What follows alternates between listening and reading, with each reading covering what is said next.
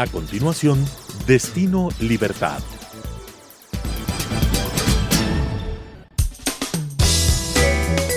Clasificación B, bajo supervisión de un adulto.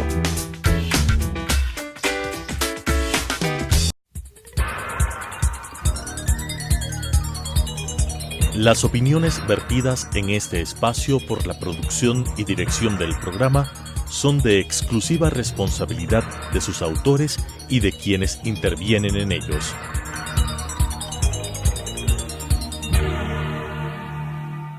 Telesucesos Canal 29 UHF presenta de crítica y construcción junto a los protagonistas del ámbito social, cultural, político, entre otros, con propuestas interesantes sobre temas de coyuntura, con la conducción de Cristina Reyes.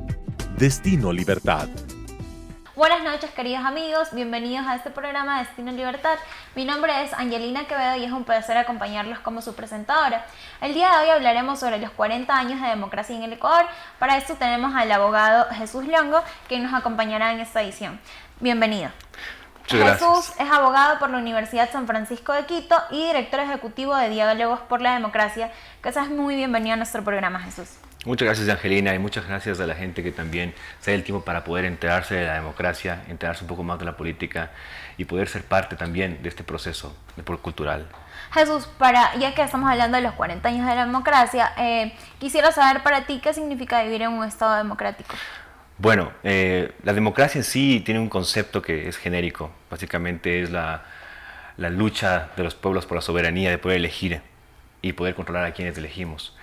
Pero más allá de eso, para mí, un Estado democrático implica mucho más que simplemente elegir a una persona o simplemente poder ser parte de un proceso electoral o incluso ser candidato.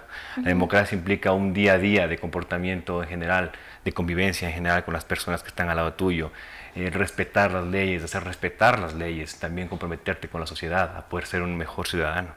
Cuéntanos un poco sobre Diálogos por la Democracia. Bueno, es un proyecto que nació en la Universidad San Francisco de Quito. Este proyecto nos ayudó durante muchísimo tiempo a poder motivar a los jóvenes, no solo de la Universidad San Francisco, sino de otras universidades, a poder vincularse con la política ecuatoriana. No necesariamente como candidatos, sino como interesados principalmente por ser los que heredamos el país, por ser quienes vamos a estar después en puestos de poder y poder fomentar esta facultad de ser honestos, de poder manejar de una manera más correcta la política. Eso es lo que Diálogos por la Democracia intenta hacer, un nexo entre los que estamos en la sociedad civil y quienes están ahora ocupando momentáneamente el poder. Todos los ciudadanos de la sociedad civil, no solo estudiantes universitarios en este caso. Todos. Bueno, te comento que comenzó en la universidad, Okay. Ahora estamos justamente en un proceso de legalización para hacer una corporación, Diálogos por la Democracia, y como una corporación ya podrá involucrar mucho más amplio, ¿no? En un tiempo estuvimos con sedes de varias universidades, ahora estamos ya abriendo espacio en Guayaquil, abriendo espacio en Cuenca y en Loja, pero obviamente es un proceso largo porque los jóvenes, y esto es un poco triste decirlo, no son muy tomados en cuenta en la política actualmente. Exacto. Se los toma casi que como una suerte de apoyo para candidatos que tienen ya una trayectoria. ¿Cómo podrían hacer los televidentes, los jóvenes que están viendo ahora el programa para poder ser parte de Diálogos por la Democracia en las diferentes provincias en las que se encuentren? Bueno, en principio invitarles a nuestras redes sociales. En Facebook estamos como Diálogos por la Democracia, en Twitter, en Instagram también nos pueden encontrar, en la página web. Nosotros tenemos una publicación de artículos semanal. Esta publicación de artículos semanal está abierta a todos los ciudadanos. Ustedes pueden mandar una carta, pueden estar interesados en inscribirnos en Facebook o en cualquier forma de que puedan vincularse. Y vamos a estar abiertos a poder recibir sus observaciones, hacer entrevistas, también a poder conversar con ustedes en círculos redondos de conversación, porque lo importante es vincularse, ¿no? Intentar enterarse y estar siempre al día de y poder enriquecer sobre todo exactamente. La información y todo eso. Exactamente. Bueno, regresando al ámbito democrático, hablamos de 40 años de la democracia, pero ¿realmente crees que hemos vivido 40 años de democracia? ¿Qué opinas de esto? Bueno, yo creo que en realidad no. Pensemos que a partir de 68, hasta básicamente cuando ganó Rafael Correa, habían pasado casi 9 presidentes, contando obviamente los vicepresidentes, ¿no? Que Claro. estuvieron y asumieron el cargo en su momento. Lo cual a mí me parece que es un absurdo, ¿no? La historia ecuatoriana de por sí tiene una cierta, no sé cómo decirlo, no sé, nivel de comprensión, nivel no sé, a veces resulta hasta cómico entender cómo varios presidentes han pasado por tan pocos periodos y cuáles han sido sus intervenciones, cuáles han sido sus actuaciones y por qué el gobierno. ¿Y por qué en esta forma? Ahí creo que es la parte importante. ¿Por qué en esta parte es que no solo elegir a los presidentes o tener el voto es suficiente para poder ser democráticos? Claro. Porque hemos elegido y hemos también decidido en las calles cuándo sacar o no a un presidente, y eso no ha cambiado la realidad del Ecuador. En realidad seguimos siendo un pueblo que necesita desarrollarse, que necesita buscar otros métodos para contrarrestar la corrupción y más que nada fomentar la honestidad política, que es lo que más nos hace falta actualmente. Con este régimen democrático que se supone que fue al que entramos, se pretendía construir un medio entre el Estado y la sociedad. ¿Crees que realmente hemos cumplido esto? Yo creo que no. Yo creo que justamente ese es uno de los principales problemas, la desconexión que existe entre el ciudadano y las instituciones, que son las instituciones públicas, son casi que el nexo en el cual el ciudadano se comunica con el Estado. Claro. Yo creo que cuando el ciudadano se acerca a una institución pública se encuentra con el primer muro, digamos, de poder conectarse con tanto nivel burocrático que existe en el Ecuador, tanto nivel de tramitología que existe para poder acceder a un funcionario. Y yo creo que hasta cierto nivel el problema es que uno vota para que tenga una representación, un asambleísta o un concejal, pero ya acceder a este asambleísta, a este concejal resulta bastante complicado, como un ciudadano común, un ciudadano de a pie, que busca acceder a comunicarse su problema, tiene que ingresar un escrito, ingresar un oficio, esperar que le responda. Esto es una serie de cosas que complica mucho más la comunicación con el gobierno. ¿Consideras que el Consejo de Participación Ciudadana, que se creó con el fin realmente de que el ciudadano participe y sea parte de, esté más cerca de las instituciones del Estado, crees que este consejo realmente cumplía con esta iniciativa del vínculo entre el Estado y el ciudadano o no? ¿O crees que la intención era esta, pero en el camino no pasó lo que se esperaba? Sí, bueno, Angelina, la verdad es que yo creo que el consejo fue una buena idea, una buena intención. Yo pienso que el equivocado fue la ejecución del consejo y quienes estuvieron ahí para casi que acaparar el poder, poder repartirse el poder. Yo creo que desde mi perspectiva personal, hablo verdaderamente personal, no representación de Diálogos por la Democracia, porque obviamente Diálogos por la Democracia tiene esta apertura de hay gente que piensa distinto, pero en personal yo creo que esta institución tuvo un fin que no se cumplió. Un fin que tenía la posibilidad de ser un gran y valioso momento para que la sociedad civil se tome las instituciones y pueda elegir a las personas correctas para poder estar ahí más preparadas, gente que esté realmente dispuesta a trabajar por el ciudadano. Pero se tergiversó. Gente que no tenga fines políticos, no, ni ideológicos, que sea una hubo cuestión un punto que yo creo que está ligado al anterior gobierno, en el que se transformó, o sea, realmente se tergiversó el fin del consejo, sí, que se dedicó a ser simplemente una cuota de poder. Entonces, en este caso, ¿consideras que realmente no? El Consejo de Participación Ciudadana, en un inicio sí fue una buena idea, pero en sus funciones no cumplió con el cometido. Yo pienso que como está siendo ejecutado actualmente, no va a cumplir con su rol, y creo que más bien es una traba para poder manejar una mejor gobernabilidad en el Ecuador. ¿Cuál crees tú que es como el punto o el momento en el que se pierde el espíritu o la esencia de la democracia en un Estado? Bueno, yo creo que se pierden las cosas pequeñas, ¿no? Y para esto me gusta poner un ejemplo cuando hablábamos con muchos jóvenes. Mira, nosotros los jóvenes o la gente en general se alarma o se siente aludida cuando habla de grandes niveles de corrupción en el Ecuador, cuando se enteran de que hay gente que roba por millones de dólares. Y hay gente que justifica también esto, ¿no? Justamente, perdóname que te interrumpa y lo haces con la idea, justamente hace poco veía un informe de EGK que analizaba la corrupción y cómo perciben los ciudadanos, los ecuatorianos, la corrupción, y el ecuatoriano está muy... acepta mucho el hecho de que los políticos, las personas que estén gobernando su país, cometan corrupción con tal de que hagan algo. Entonces aquí la corrupción realmente está muy aceptada por los ciudadanos, y es una cuestión que realmente también preocupa, porque sí, y de hecho está ahí un estudio, un paper que se llama Roba pero hace obra, y no, o sea, como estamos tan mal que podemos llegar a aceptar este tipo de cosas que sí le hacen un daño gravísimo al país, de hecho a la institucionalidad del país. Entonces debemos trabajar en esto, ¿no? Y, perdón, continuar así con la idea. Sí. En realidad sí, eso es uno de los límites para la buena gobernabilidad del Ecuador. Y como te comentaba, en realidad la gente normaliza esta actualidad, este tema de la corrupción, la gente la normaliza demasiado. Y más allá de eso, el ejemplo que te iba a dar es que en el Ecuador a veces vemos como bien o como una gran actuación que hayamos conseguido librarnos de una multa de tránsito por haberle sobornado al policía. Y ahí decimos, bueno, en ese lado sí está bien, pero si roba al político ya no me gusta tanto. Y yo creo que ahí implica el cambio, ¿no? En esos temas culturales tan mínimos que el ecuatoriano se ha acostumbrado en realidad a casi que dejarlo pasar. Y yo creo que el ecuatoriano, si quiere tener una verdadera democracia, participar en una democracia en la que tiene que involucrarse, tiene que enfocarse en dos cosas, en la educación y en la cultura política y democrática real. Involucrarse realmente con todas las decisiones del gobierno, estar enterado, reunirse, conversar.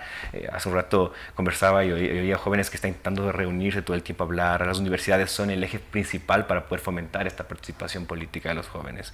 Y obviamente ese desinterés político que se ha despertado actualmente también en muchas partes de la sociedad es el daño más fuerte que podemos hacerle al Ecuador, porque si es que no te interesa la política, ahí habrá gente que sí le interesa y la gente buena generalmente es a la que no le interesa.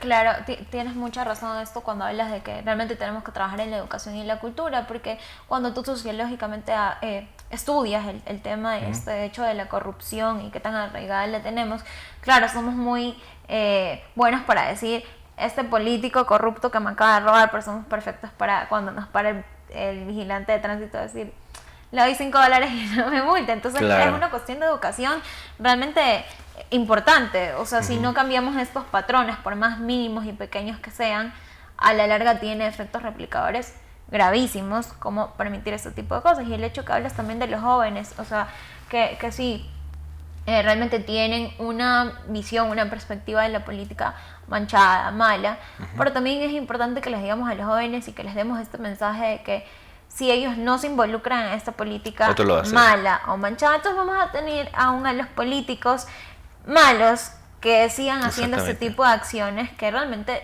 no sentimos que nos benefician, no sentimos que nos favorecen. Claro que hay sus excepciones, hay políticos que realmente sí son un ejemplo, que son como esta esperanza para los jóvenes y decimos sí, se puede hacer bien, se puede hacer de esta manera, pues, se puede hacer hasta mejor incluso, pero sí, o sea, realmente es muy cierto. Debemos llamar a los jóvenes con esa idea, ¿no? De que realmente sí se puede hacer, que se puedan hacer grandes cosas, que no se debe tener así como algo malo, porque si no lo haces tú, entonces mañana vas a seguir imponiéndote otra cosa. Y así, entonces, y me parecería súper interesante, tipo, ustedes desde Diálogos por la Democracia hacen este tipo de cosas, como tratan de invitar a los jóvenes a que se interesen y se involucren también en ámbitos políticos. Bueno, en realidad, ámbitos políticos... Políticos no partidistas ni ideológicos, justamente, sino sí. políticos desde el tema de yo como ciudadano quiero intervenir en esto que me afecta, a eso me refiero. Exactamente, bueno, Diálogos por la Democracia nace con esta esencia partidista justamente, ¿no? Buscamos separar esta vinculación de los políticos, de los jóvenes y de la participación ciudadana, porque me parece a mí justamente que existe una confusión muchas veces de que se crean organizaciones civiles con otro fin. Y ahí es cuando se tergiversa otra vez el fin, o sea, creamos una organización para ayudar a una persona, a los pobres, etcétera, pero a la final la cara que está ahí es la que quiere ser político, y cuando ya llega a ser político se olvida de la organización. Yo creo que justamente hay que estar reforzando todo el tiempo y apretando todo el tiempo en no olvidarse de que somos apartidistas. Pero más allá de eso, contestando tu pregunta, sí, Diálogos por la Democracia es un espacio abierto para que todos los jóvenes, y no solo jóvenes, también intergeneracionales, ¿no?, se unan y nos reunamos a conversar sobre cómo mejorar el país. Es importante que podamos solo entender que hay jóvenes que tienen excelentes ideas y muy buenas propuestas para mejorar el Ecuador. Quito ha creado una suerte de gobiernos consultivos, me parece a mí es una buena metodología para poder de esa manera poder... Los gobiernos tienen esta metodología de trabajo, tienen consejos consultivos. Ya el problema es cuando realmente estos consejos consultivos en la práctica aplican lo que se discute en los consejos consultivos. En la práctica no siempre pasa, entonces es muy importante tener estos consejos consultivos porque tan eficientes son. Es el problema muchas veces. Claro, es el problema. Obviamente habría que reforzar justamente desde organizaciones civiles, ¿no?, el aporte a que estas resoluciones que sacan los jóvenes o la sociedad civil en general se lleve a una política pública.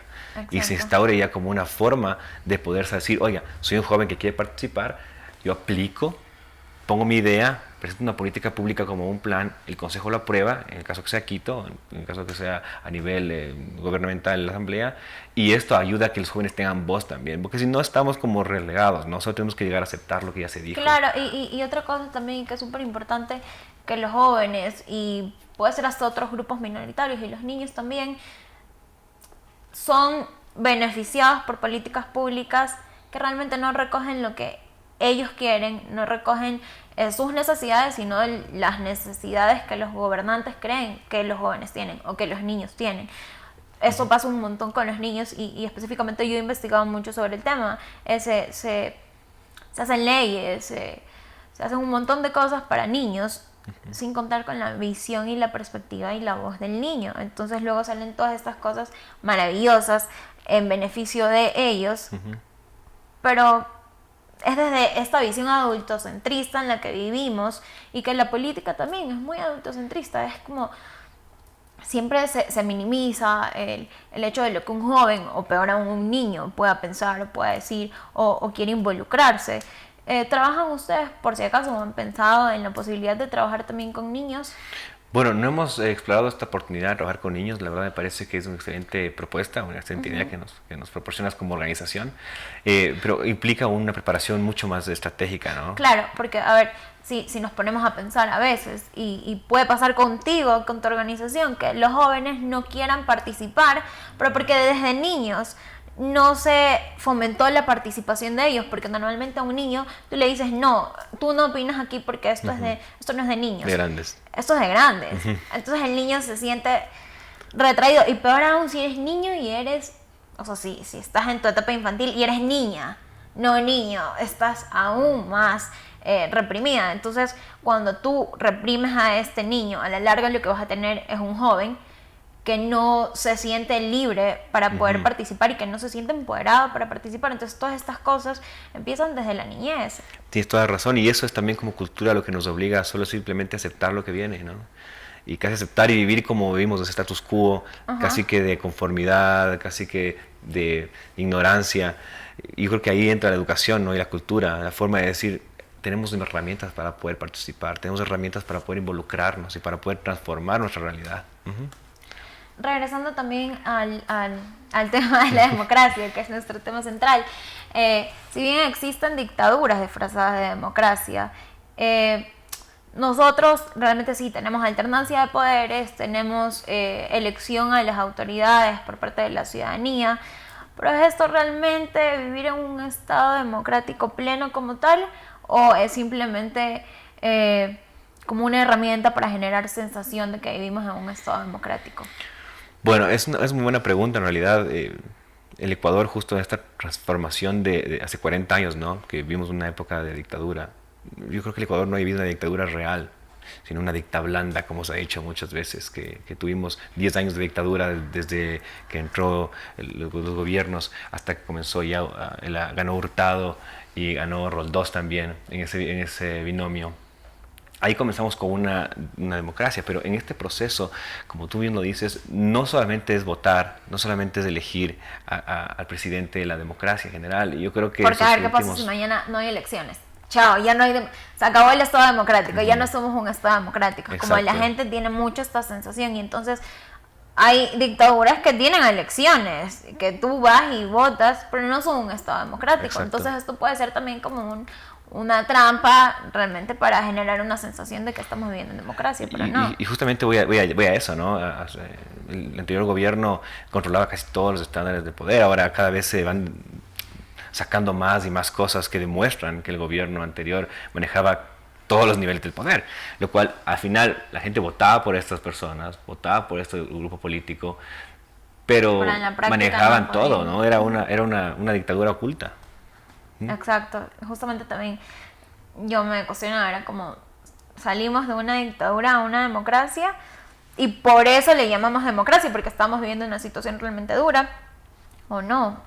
Entonces, ¿qué crees también que se necesitaría considerar para ser un Estado democrático? O sea, no, ya hablamos de que realmente el hecho de que vayamos y votemos por alguien no es vivir en una democracia.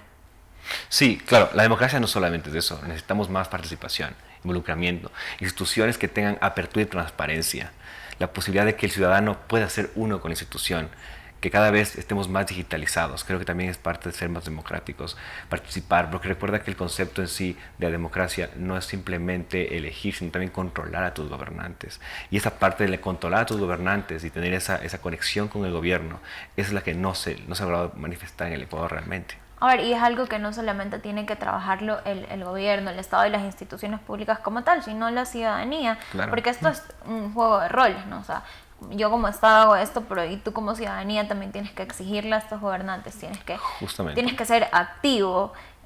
¿Cómo ves esto actualmente en el Ecuador? Yo, como te comento, creo que el Ecuador está viviendo una etapa casi que como si estuviéramos todos en un estado de somnolencia, ¿no?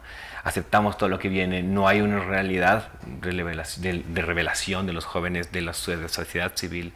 Hay un grupo de poderes políticos que están simplemente influenciando a una parte de la sociedad para que haga una o tal cosa. Y yo creo que el ciudadano común tiene que revelarse a esto y ponerse a pensar cuál es mi beneficio y qué es lo que yo quiero hacer por mi país y qué quiero hacer yo por mi familia. Esa es la parte en la que estamos fracasando como sociedad, porque no estamos detrás de un líder. Ese es el principal problema del Ecuador. Siempre estamos buscando caudillos que nos digan qué hacer o cómo deberíamos comportarnos.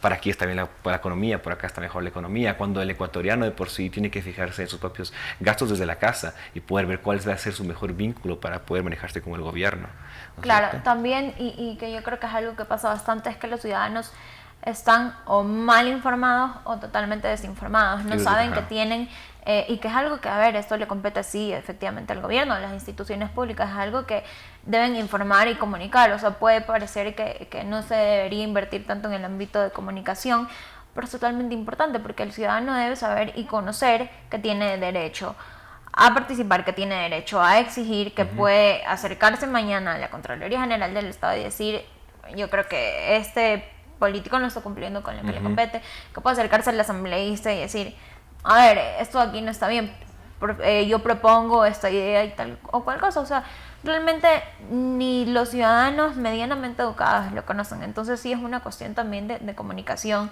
de educar a la ciudadanía, porque realmente no es que no tengan la iniciativa, la tienen, y yo soy testigo de que la ciudadanía a veces sí es muy activa y luchan bastante por lo que quieren, pero puede ser una cuestión también de no estar informados, de no saber cómo hacerlo, Justamente. no conocer los procesos y no conocer las funciones también. Eso es un problema realmente fuerte. Aquí las personas, los ciudadanos no conocen las competencias de cada Exactamente, institución. sí, tienes toda razón. Las competencias, las funciones y también, como te digo, el eje principal para poder transformarnos como país es la educación y la cultura. No hay de otro. Ser culturalmente coherentes.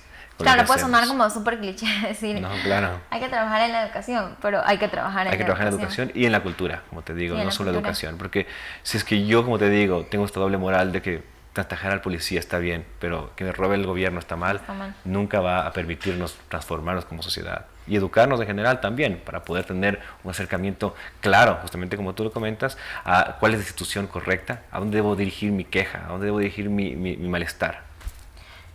¿Qué consideras que ha sido lo mejor y lo peor en estos 40 años de democracia? Bueno, es una excelente pregunta. Yo creo que el Ecuador ha vivido una democracia muy inestable y lo mejor que ha habido en este tiempo es la gente que sigue todavía luchando desde el principio. Eso ha sido lo único, creo, que ha sobrevivido, esa gente que sigue esperando que haya un gobierno honesto, una honestidad política clara, un liderazgo, una verdadera gobernabilidad.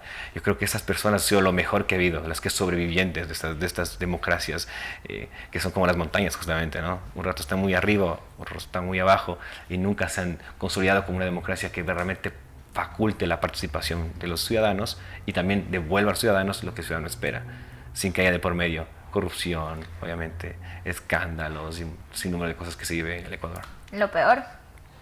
Lo peor creo que para mí, esto es un poco polémico, pero ha sido lo que hemos vivido estos 10 años en realidad. Ha sido una suerte de gobernabilidad dictatorial oculta, una suerte de sobreprecios en los productos, en las contrataciones públicas. Yo creo que realmente lo que ha vivido el Ecuador es algo histórico y que después de unos 40 años después, que tenemos 80 años de la democracia, recordaremos esta etapa como una etapa bastante triste para el Ecuador. ¿Cómo consideras que sería para ti un Estado democrático ideal?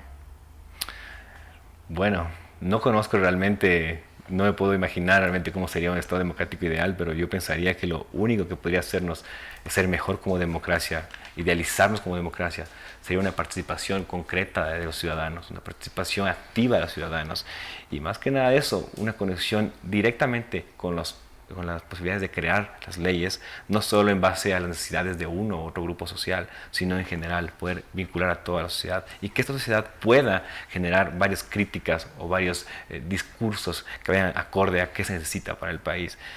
Obviamente con mucha formalidad, con mucho criterio en base a esto, no simplemente ligados por populismos o, como decía, con caudillismos que buscan acaparar el poder para después de tener poder, desaparecer con lo que puedan y llevarse lo poco que ha habido en Ecuador. Como puedes ver ahora, la mitad de lo que teníamos en esta bonanza hace 10 años ha sido desperdiciada, y no creo que unas par de obras valgan lo que nos ha costado. Muchísimas gracias por tu compañía, por venir, por darnos tus opiniones sobre estos 40 años de la democracia. Antes de concluir con nuestro programa, queremos invitarlos a visitar nuestras redes sociales que aparecen en pantalla y a dejarnos sus comentarios, sugerencias de temas que quisieran que sean tratados en este programa Destino Libertad. Mi nombre es Angelina Quevedo y ha sido un gusto estar con ustedes una vez más en nuestro programa. Hasta la siguiente edición. Las opiniones vertidas en este espacio por la producción y dirección del programa son de exclusiva responsabilidad de sus autores y de quienes intervienen en ellos.